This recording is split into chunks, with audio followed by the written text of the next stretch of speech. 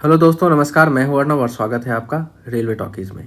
तो दोस्तों, जितने भी रेल कर्मचारी हैं, चाहे वो लेवल 1 हो, 2 हो, टेक्नीशियन हो, सीनियर सेक्शन इंजीनियर्स हों, जेई हो, एसएम हो, एएसएम, गार्ड, सभी के लिए एक बहुत इम्पॉर्टेंट महत्वपूर्ण अपडेट निकल के आ रहा है, जो कि रिलेटेड है दो चीज़ों से। पहले तो आपका एनओसी। एनओसी दो तरीके से लिया जाता है, वो भी मैं आपके साथ अभी आगे डिस्कस करूँगा इसी वीडियो में। और दूसरा है दोस्तों, जो कि मेरे पास बहुत सारे कमेंट्स के जरिए क्वेश्चंस भी आए थे कि मान लीजिए कोई एम्प्लॉय है जो कि लेवल 1 में ज्वाइन करता है और उसकी क्वालिफिकेशन 12th है। अब वो ग्रेजुएट होना चाहता है या अपने क्वालिफिकेशन को अपग्रेड करना चाहता है for the upcoming GDC examinations या फिर अपने प्रमोशंस के लिए। तो उस केस में उसको हायर एजुकेशन के लिए अप्रूवल चाहिए होता है, या फिर ये प्रोसेस पहले बहुत टीडियस हुआ करता था और एनओसी के लिए भी लेटर्स लिखने होते थे, फिर एप्लीकेशंस, बहुत टीडियस प्रोसेस होता था। ये सारे प्रोसेस अब बहुत ही सिंप्लीफाई कर दिए गए हैं और कुछ अपडेट्स भी आए हुए हैं इसको लेकर, किस किस कंडीशन में एनओसी कैसे दिया जाएगा। तो सारी ही चीज़ें मैं as per the latest extent rules यहाँ पे डिस्कस करूँगा और आपको बताऊँगा कि अगर आप हायर एजुकेशन लेना चाहते हो या फिर अपने करेंट रेलवे जॉब से स्विच करना चाहते हो किसी और जॉब में, तो कैसे आप अप्लाई कर सकते हो। ये सारी चीज़ें दोस्तों ऑनलाइन हो चुकी हैं HRMS के थ्रू। HRMS के थ्रू मैं अभी लाइव आपको यहाँ पे प्रोसेस दिखाऊंगा। आप कैसे एनओसी, दो केसेस बताऊंगा आपको, और हायर एजुकेशन के लिए HRMS के थ्रू अप्लाई कर पाओगे। तो चलिए दोस्तों, डायरेक्ट चलते हैं HRMS की तरफ। जो नए हैं, पहली बार चैनल पर विजिट कर रहे हैं, चैनल को लाइक शेयर सब्सक्राइब करना बिल्कुल मत भूलिएगा। तो दोस्तों, जैसे ही आप HRMS में यहाँ पे अपना यूज़र आईडी एंड पासवर्ड देके लॉगिन कीजिएगा, आपके पास कुछ ऐसा डैशबोर्ड ओपन हो जाएगा। तो फ्रेंड्स, यहाँ पे dashboard, inbox, employ self service, ये जो एम्प्लॉय सेल्फ सर्विस है फ्रेंड्स, यहाँ पे आपको क्लिक करना है। एम्प्लॉय सेल्फ सर्विस में जब आप आ जाते हैं तो यहाँ पे आपको नीचे स्क्रॉल डाउन करना है। पहले आपको लीव मैनेजमेंट, WEI पोर्टल, पास PTO, उदित, ट्रांसफ़र, और सबसे आपको अभी सेकेंड लास्ट जो आपको विंडो दिखेगा या फिर सेल दिखेगा, वो है एनओसी को लेकर। ये जो आप देख रहे हैं एनओसी को लेकर, यहाँ पे फ्रेंड्स आपको दो चीज़ें दिख रही हैं। एनओसी फॉर अप्लाइंग जॉब, नए जॉब में आप जाना चाहते हो रेलवे को छोड़कर, या किसी और रेलवे के पोस्ट पे आपका सिलेक्शन हो गया ओपन एग्जामिनेशन के थ्रू, तो आप वहाँ जाना चाहते हो। या फिर एनओसी फॉर करस्पॉन्डेंस या फिर पार्ट टाइम कोर्सेज, जो कि रेलवे में अलाउड होते हैं। आप फुल टाइम कोर्स नहीं कर सकते हो विथ गवर्नमेंट जॉब, करस्पॉन्डेंस या फिर पार्ट टाइम कोर्स कर सकते हो। तो सबसे पहले यहाँ पे देखते हैं एनओसी फॉर अप्लाइंग जॉब। तो जैसे आप यहाँ क्लिक करोगे दोस्तों, क्लिक करने के बाद आपको स्क्रॉल डाउन करना है, तो फिर आपके पास एक ऐसा विंडो ओपन होगा।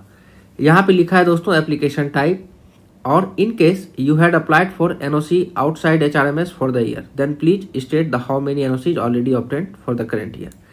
जनरली दोस्तों 3 से 4 एनओसी ही ग्रांट किए जाते हैं एक साल में किसी और एग्जामिनेशन को देने के लिए। तो इस केस में मान लीजिए ये नया नया सिस्टम अभी ऑनलाइन स्टार्ट हुआ है। अगर आपने ऑफलाइन कोई एनओसी डाला है तो वहाँ पे आपको यहाँ सेलेक्ट करके 0, 1, 2, 3, 4 सेलेक्ट करना पड़ेगा, कितने एनओसी आप इस साल में ऑलरेडी ले चुके हो या फिर अप्लाई कर चुके हो। अगर नहीं किए हो तो 0 ही इसको छोड़ दीजिए, 0 यहाँ सेलेक्ट कीजिएगा। बाकी आप एप्लीकेशन टाइप में जब सेलेक्ट करोगे दोस्तों, तो यहाँ पे देखिए, पहला है application for permission to appear in examination, और दूसरा है application for permission for DV and interview post. अब ये क्यों दिया गया है फ्रेंड्स, यहाँ पे दो केसेज होते हैं। मान लीजिए कोई बंदा अभी नया नया जेई का एग्ज़ाम देके बना है, और वहाँ पे एग्जामिनेशन जब वो रेलवे का दे रहा था, उसी टाइम कंकरेंटली वो किसी और एग्जामिनेशन को भी दे रहा था।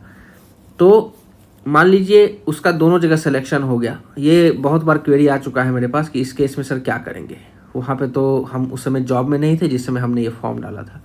तो उस केस में आपको यहाँ पे direct application for permission for DV, आप जब रेलवे ज्वाइन कर लोगे तो उस समय आपका रिजल्ट आएगा, तो फिर आपको यहाँ पे DV और इंटरव्यू के लिए परमिशन के लिए एप्लीकेशन करना पड़ेगा। आप यहाँ सेलेक्ट करोगे और आगे आपका डायरेक्टली जो भी डीलिंग क्लर्क वहाँ पे फॉरवर्ड हो जाएगा एप्लीकेशन।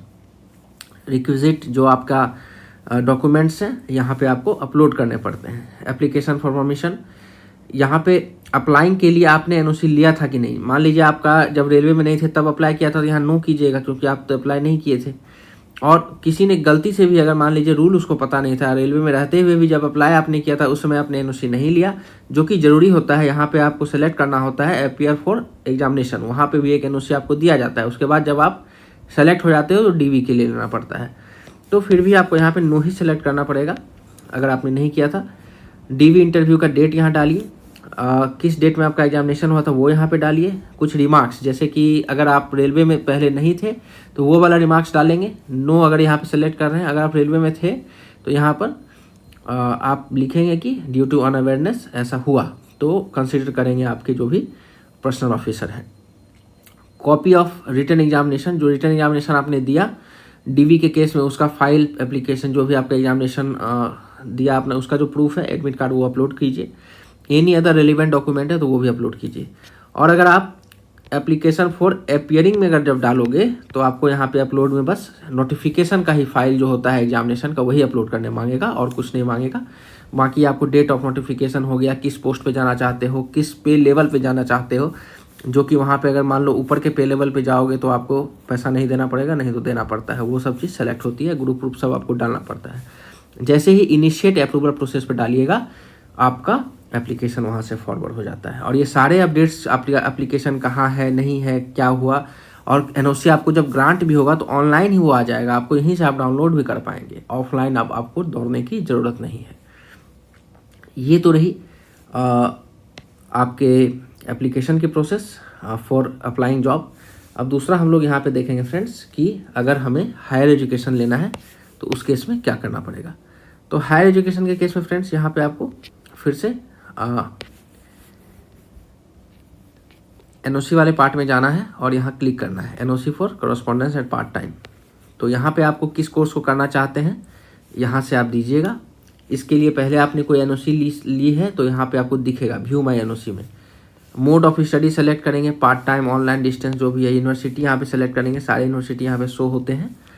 उसके बाद सारा चीज़ आपको यहाँ पे qualification, level, course name, specialization, आपका नोटिफिकेशन ब्रोशर यहाँ अटैच करना है, रिमार्क्स देके, रिलेवेंट डॉक्यूमेंट अगर कुछ है वो भी डाल के आपको डिक्लेयर करके सबमिट करना है एनओसी को।